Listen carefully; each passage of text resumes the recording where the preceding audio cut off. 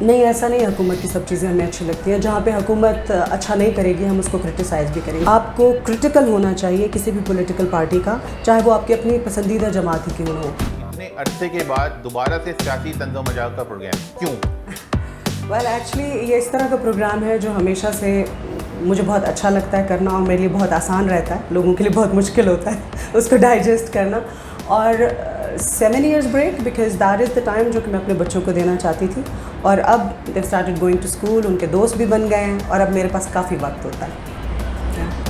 अच्छा मीना, हम जो आपको ट्विटर पे देखते हैं आपका वाज़ेह झुकाव हुकूमत की जानिब नज़र आता है, आपको हुकूमत की हर चीज़ अच्छी नज़र आती है, तो अब आप कैसे हुकूमत के ख़िलाफ़ उनका मजाक उड़ाएंगी या उनके खिलाफ ये चीज़ें करेंगी?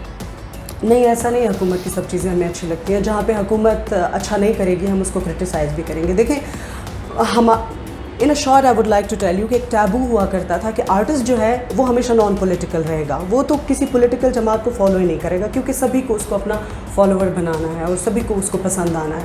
But I think I was the one person from the day one, I had my own mind, और मैं समझती हूँ कि पाकिस्तान में सभी को ऐसा होना चाहिए।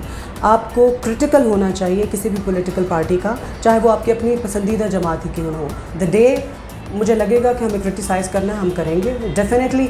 अगर बाकी पॉलिटिकल पार्टी से हमारी कोई फैमिली मेम्बर्स नहीं है तो इमरान खान साहब भी नहीं है। Why we like him?